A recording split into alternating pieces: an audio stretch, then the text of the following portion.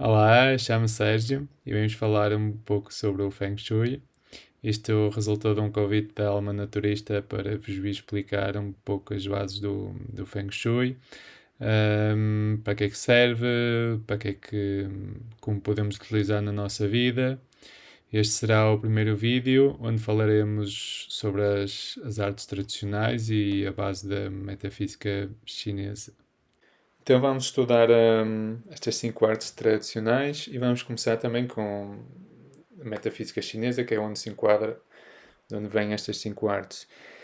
Então, Xuan Shui significa metafísica, é o estudo da própria vida.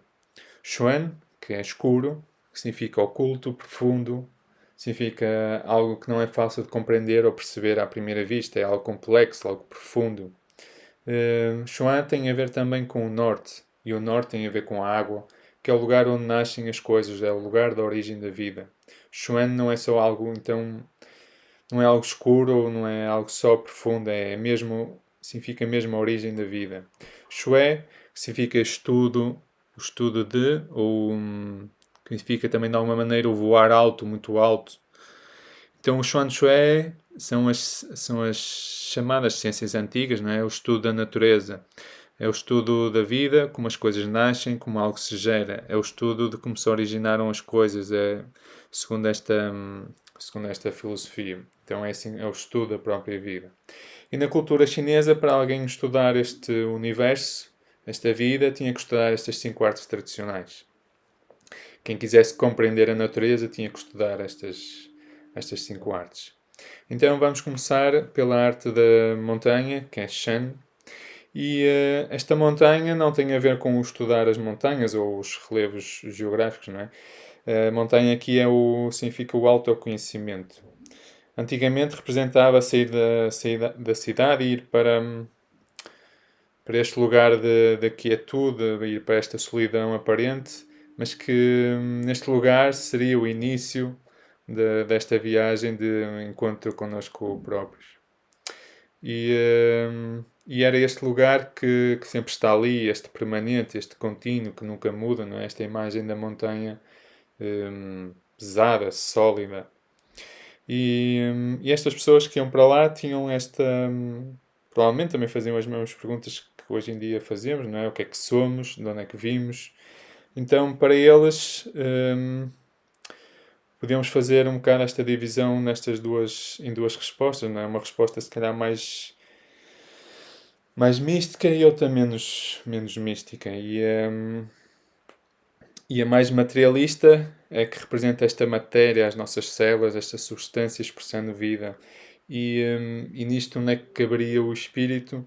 O espírito era assim representado pelas funções vitais que expressamos em pensamento ou em emoções e nas nossas funções biológicas também, não é? Porque nos livros antigos temos mesmo esta relação do espírito na união de duas essências, por exemplo, o chi e o sangue. Então o espírito é sim uma substância do corpo que vive dentro do corpo, não é? É uma substância vital como qualquer outra, que só existe enquanto a gente estiver aqui, estivermos vivos aqui neste momento. Na outra resposta, que será mais mística, somos também então considerados Shen, somos o espírito. Então o espírito é esta partícula que sai de uma espécie de fonte eterna. E aquilo que se pode chamar de grande espírito e que os chineses chamam de Tao, que significa literalmente caminho. Mas que o taoísmo diz que o Tao que se pode caminhar não é o caminho eterno. O caminho que se pode falar, dizer, o caminho que se pode de alguma maneira mencionar, não é o caminho eterno. Porque este caminho é tão amplo que não se pode definir com palavras, porque é a fonte original que cria tudo o que existe no universo, incluindo a si próprio. Não é? Então o espírito é esta partícula que circula pelo universo de forma cíclica. Então, nesta visão chinesa, temos estes dois conceitos de corpo, que chamamos de essência e a de espírito. Nesta experiência pequena, não é? Que podemos considerar pequena, porque nesta visão o espírito é eterno. Então, para os chineses, tudo é feito da mesma substância e é uma coisa que chamam de Qi. Então, o ser humano, para eles, é composto por estes três tesouros: a essência, não é? A matéria, a parte mais física, o Qi, que é esta substância, esta substância de que tudo é feito, e depois o espírito. E, e podemos perguntar quando é que isto começou, mas para eles ninguém sabe, porque ainda somos demasiados pequenos para entender a origem. No entanto, a maneira de perceber os chineses, de compreender o universo, é que, como tudo é composto da mesma substância, ao observar o pequeno, temos também o grande, conseguimos ver o todo. Então, esta é uma abordagem sobre esta arte da montanha.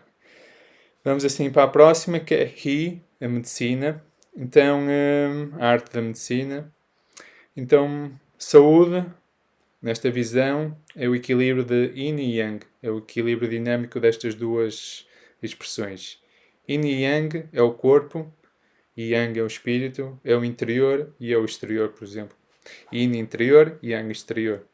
É o equilíbrio entre o interior e o exterior, e que este exterior inclui a natureza, aquilo que nos rodeia também, como neste caso a própria sociedade, por exemplo.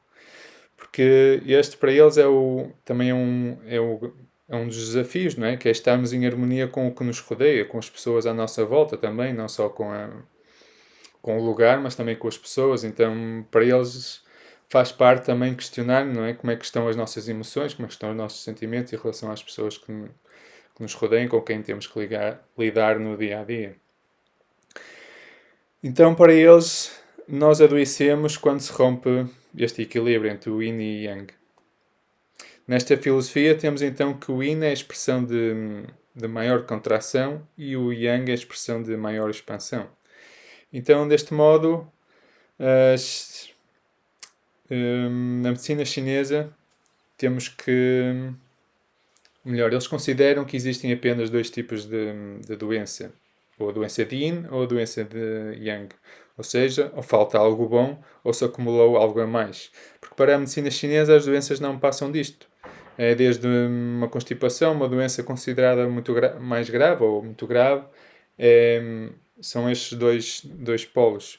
Porque ou desgastamos fisicamente ou mentalmente, fazendo com que o nosso ser não tenha força para reter o que é preciso, ou que não tenha força para expulsar o que é preciso mandar embora, porque se acumulou a mais.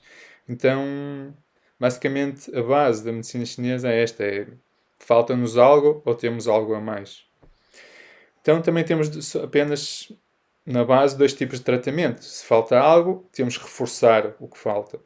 E se temos algo a mais, temos que retirar, temos que drenar, repondo assim este equilíbrio entre estas duas expressões, que neste caso, na medicina, consideradas o corpo e o espírito. E claro que depois temos diferentes métodos de tratamento, como a acupuntura, a dietética, a massagem, a fitoterapia e até cirurgias, não é? Que era algo já praticado pelos chineses há bastante tempo. Então a próxima arte é a arte do destino, Ming, e estas artes da adivinhação são conhecidas como Ming Li. Ming, que significa literalmente vida ou destino, mas que também se associa, ao observarmos o caractere, a um decreto que nomeia alguém ou um cargo. E Li significa literalmente também princípios, teoria. Então, estas duas componentes Ming Li seria o estudo dos princípios do destino ou da vida. Mas se analisarmos este caractere Li, vemos também que significa uma espécie de organização interna de uma estrutura. Ou seja, é como se fosse uma espécie de software que está por trás do programa ou uma espécie de aplicativo que estamos a usar, mas que essa estrutura não conseguimos ver, mas que existe para fazer com que o programa corra ou que funcione.